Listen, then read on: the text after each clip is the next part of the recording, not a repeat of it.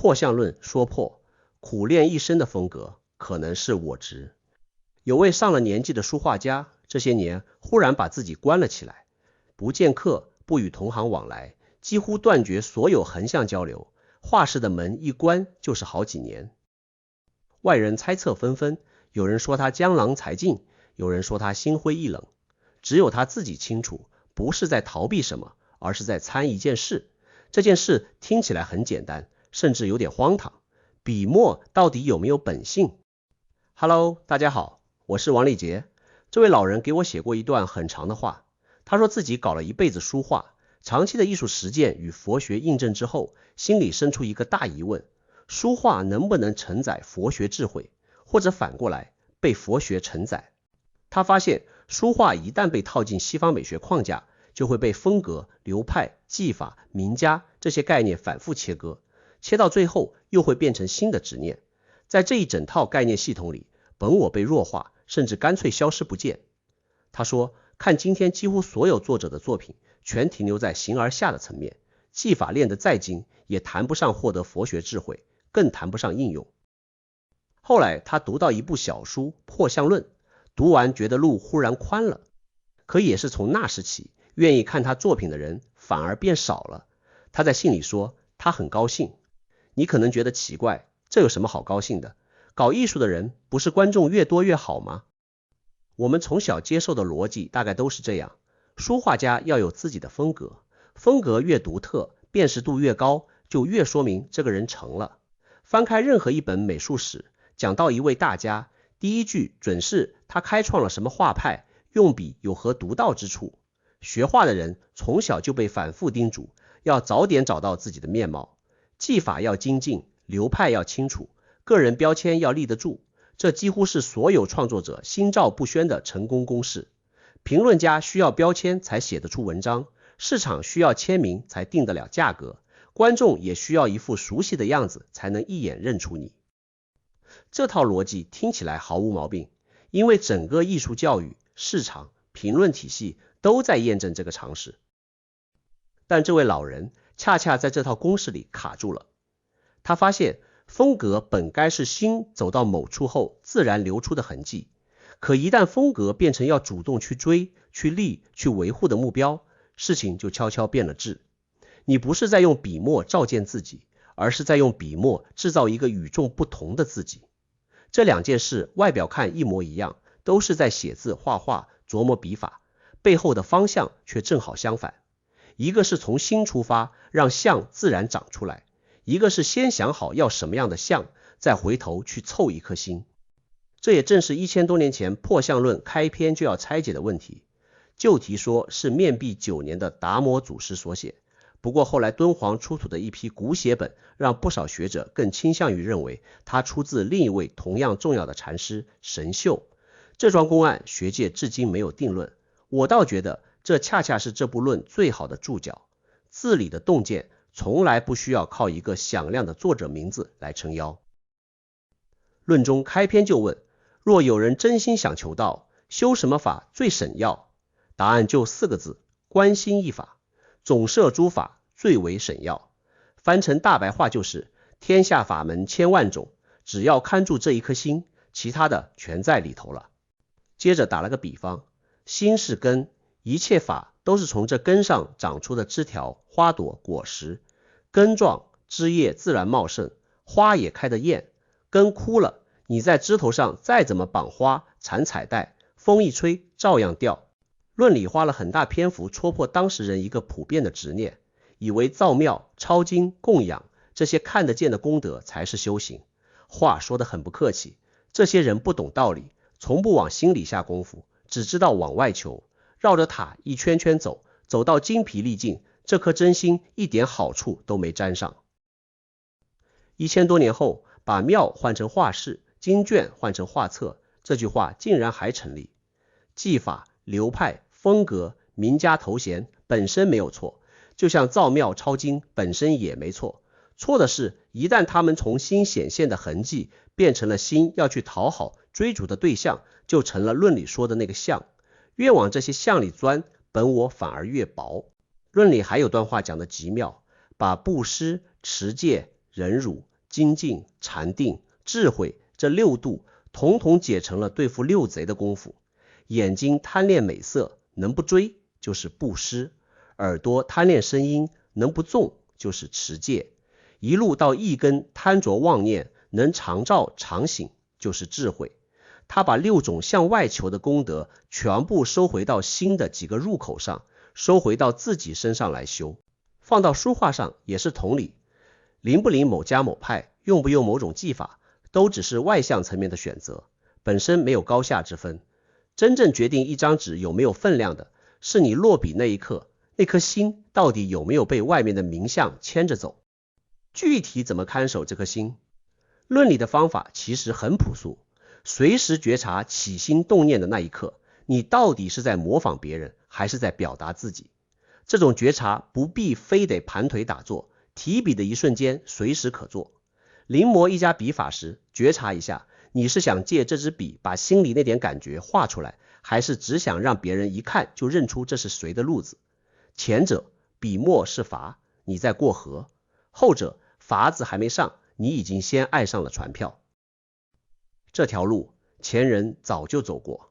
弘一法师俗名李叔同，出家前是那个年代最顶尖的艺术全才，音乐、话剧、绘画、篆刻样样精通。那时他写魏碑，方正刚硬，锋芒毕露，一笔一画都在告诉别人自己功力深厚。1918年在杭州虎跑寺剃度后，从此换了个人生。出家以后，锋芒一点点褪去，晚年的字瘦淡，甚至有点像小孩子写的，力道全收在了里头。他自己形容那种字是平淡、恬静、充溢之至。要说这是技法退步，恰恰相反，他是把向外证明自己这口气一点点放下了，字只是这口气松开后自然留下的脚印。日本江户时代有位禅僧叫梁宽，字号大愚，一辈子安贫，住在越后国一间四面漏风的草庵里，不结交权贵，也不应酬。他的字写得怪，不合规矩，歪歪扭扭，行家看着直摇头，可偏偏最打动人心。他这辈子最讨厌那种一看就是书法家写出来的字，那种字里全是我要写得像个书法家的那股用力。他不追那个，字里才流出了一份孩子才有的天真。云南有位和尚叫担当，俗姓唐，本名唐泰，年轻时科考不第，拜在董其昌门下学画，一身好手艺。明朝亡后，50多岁的他出了家，常年住在鸡足山、感通寺一带，画了半辈子山水，笔法越画越简，简到最后几乎什么都不画。他曾在画上提过一句话：若有一笔是画也，非画；若无一笔是画，亦非画。这话拗口，意思却很直白，执着于这一笔画的像不像画已经错了，连一笔都不敢下也一样是错。他还提过一句更直接的：画中无禅，唯画通禅。画本身没有禅，画只是一条通向禅的路，不是终点。元朝的倪云林是元4家之一，性子有洁癖，出了名的讲究。据说客人走后，他要把坐过的地方擦好几遍，连院子里的梧桐树都要命人时时刻刻洗干净。画画也一样，笔墨极简极淡，大片留白。他有句名言：一笔草草，不求形似，聊以自娱耳。